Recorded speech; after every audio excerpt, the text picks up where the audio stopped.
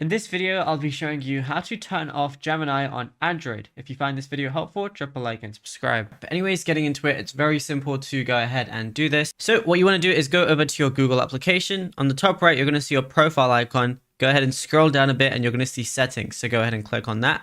Now you're going to see Gemini as one of the options where it says manage settings for Gemini, your AI assistant. So all you got to do is go ahead and click on that. And this is where you're going to be able to change any settings. And it says digital assistants from Google, choose between Gemini and Google Assistant. So if you want to go off Gemini, you can just simply go over to Google Assistant and switch to that if you would like to. And also you could change different things. Like if you want to change Gemini's voice or just turn captions off, you can do that.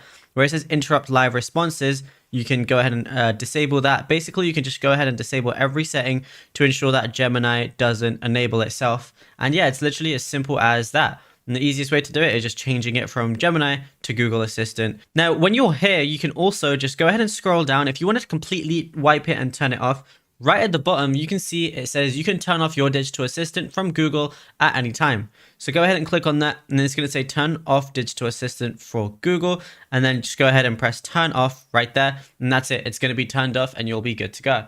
Now, if you found this video helpful, be sure to drop a like and subscribe. And also be sure to check out all our other tutorials that we've been posting on the channel as well.